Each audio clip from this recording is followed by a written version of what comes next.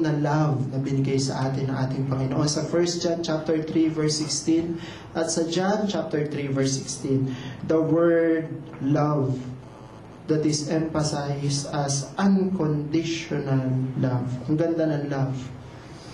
He gave means. He shared His only begotten Son. Sharing is the best way of establishing good relationship. Kaya nga po kung kayo ay makapasyal dyan sa food court ng SM at nag-iisa kayo, kung wala kayong kasama, nandun kayo sa SM na napagawi kayo sa food court, subukan ninyo na may isang walang maupuan na kadami-dami dala-dalang pagkain sa tray, sabihin ninyo, you can share as if to me. Hindi magtatagal, no? Yung inyong magandahan ng loob na yon, makakakwentuhan nyo siya, makakapag-open up siya sa inyo. At hindi malayo na yung taong yon, maging kaibigan natin. Diba? Sabi ni Ate Menchi, maging ka-textmate ba? Iyon yung mga maraan that we share good things to others. Maraming nagagawa ang pag-share sa ikinatitibay ng isang relationship. Minsan, pag bigat na tayo at sobrang dami na ng problema natin, nakakatulong sa psychology talaga. Nakakatulong na meron tayong pinabubugahan ng ating sama ng loob.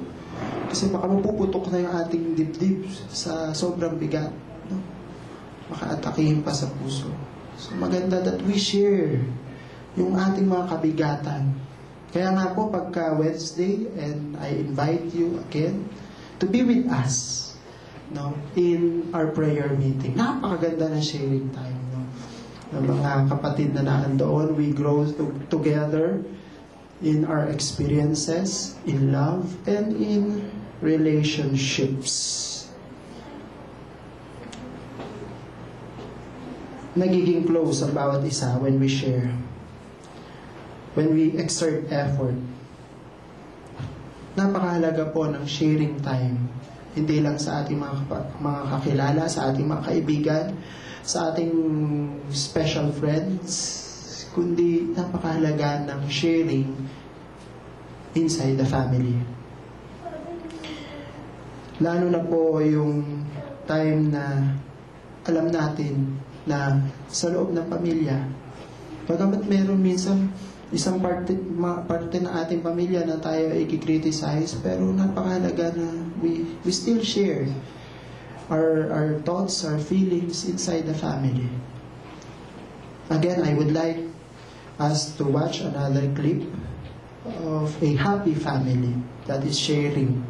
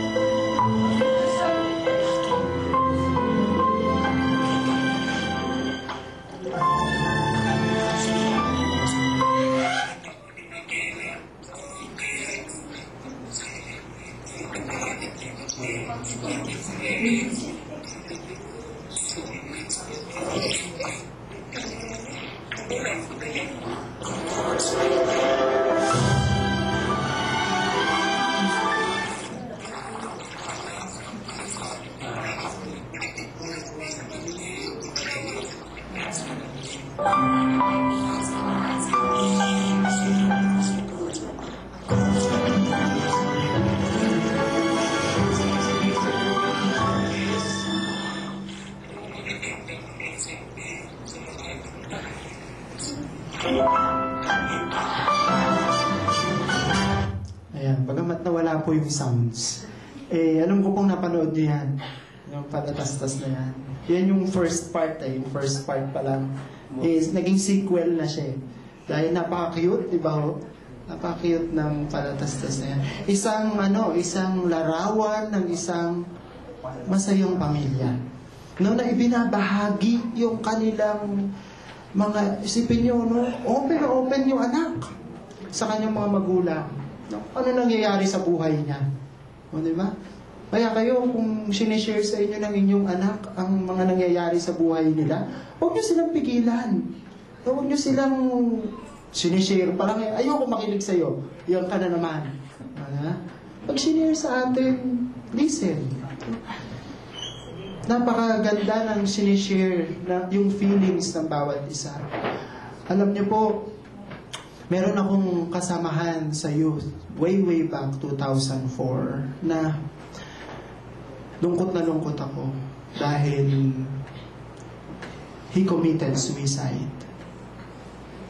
He is a member of the youth officer ng ating association.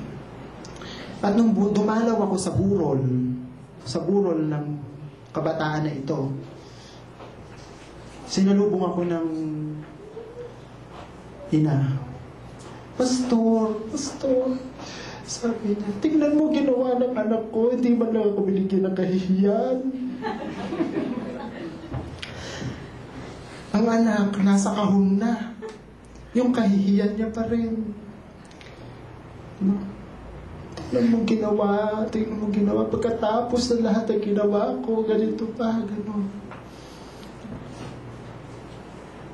Kaya naman nagkaganoon dahil hindi niya naisliwalat ang damdamin niya sa kanyang magulang. Walang ginawa ang magulang niya, kundi kontrahin siya ng kontrahin. Alam niyo, isang natutunan ko sa buhay ay talagang totoo yung sinabi sa Proverbs. Train up a child the way that he should go, and when he is old, he will not depart from it. Kapag nagawa na po natin yung ating part in training our child, in bringing them up to the teachings of the Lord, nasa sa kanila na yun, kung paano sila pipili. Hindi natin kaya saklawan. Hindi natin kaya magkaroon ng CCTV camera sa lahat ng kanilang pupuntahan at sila ay tignan natin ang kanilang kilos na gagawin. Dapat bigyan sila ng tamang paggabay at nasa tamang pagdidesisyon ay sila na makakapiling ng tama. At nung inungkat ko yung root cause nung nag-suicide na yun, alam niyo po kung ano? Tungkol sa kanyang love life.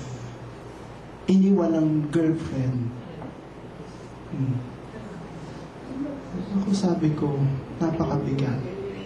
Sana, andun din yung panghihinayang ko kasi kinaunsilan po siya. Humingi siya sa akin ng counsel months before he committed suicide. Binigyan ko siya ng counsel. Pero siguro ng mga panahon, alam niyo, tumugtog pa siya ng drums ng umaga sa worship service. Pagdating ng hapon, nagpakamatay siya. Pagdating ng Lunes, nakaburol na siya. Binisita namin.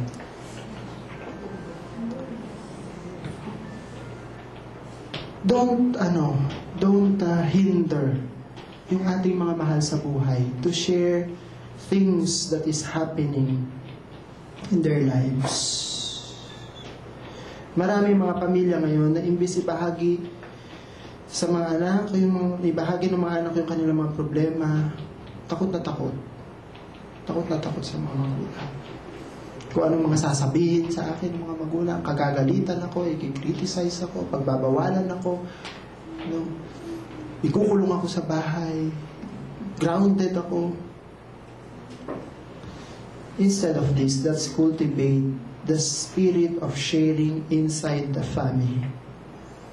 And hindi lang sa mga nasa loob ng ating pamilya, pero maaari rin sa ating mga friends and circle of acquaintances. Sharing opens way for great connectivity to happen in our life, and we'll have a good and happier relationship with each other and even with God if we will just communicate and open ourselves to Him. This very moment, I would like to have the challenge if we would like to have a life that is full of love, glittering, and full of color, we should invest our love in a relationship. Let it grow. And never forget to sacrifice, submit, support, and share. For there is no way to be happy than to know that we belong to God and there's people around us that love us. Let us pray.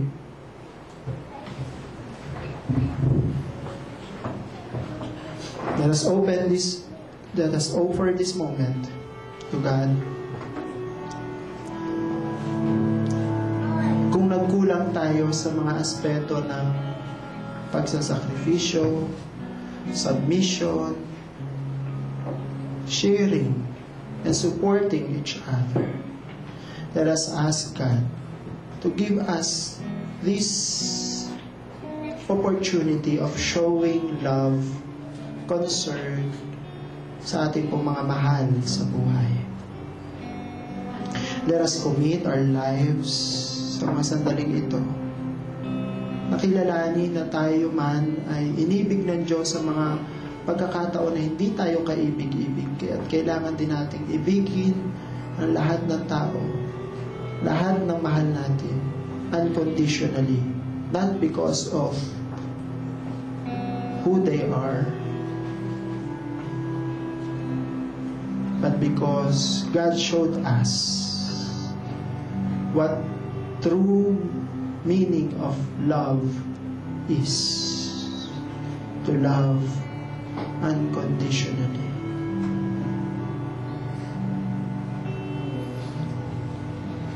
Ama naming Diyos na dakila, salamat po sa inyong di matatawarang pag-ibig sa amin. Salamat po sa mga paalaala ninyo sa amin na we should support each other. We should share the love inside our family, our friends, and even share, Panginoon, yung inyong love sa mga taong hindi pa nakakilala sa inyo. Lord, you want us to be submissive. You want us, Lord, to support each other. Because you have made us, Lord, na maging partner ng bawat isa. You have not made, Lord, man alone. You have made us with a partner. I believe, Lord, wala pong nag-iisa sa mundong ito. Kami lamang ang pumipili para kami ay maging nag-iisa. Kaya, Panginoon, amin pong dalangin sa mga sandaling ito that in our relationships, cause us, Lord, to grow more in love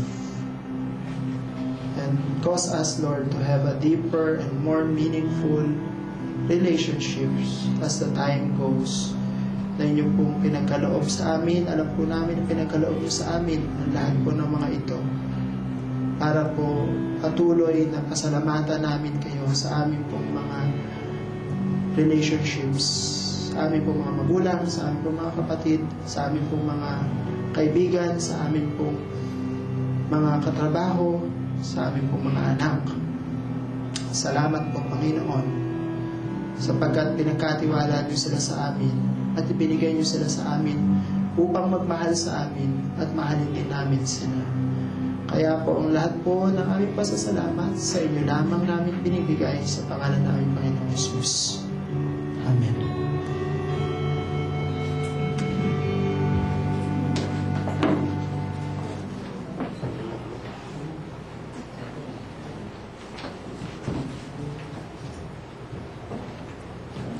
Una pong nagsakripisyo ang ating Panginoon dahil sa pagmamahal, dahil sa pag-ibig. At sa mga sandaling ito, ating pong ibalik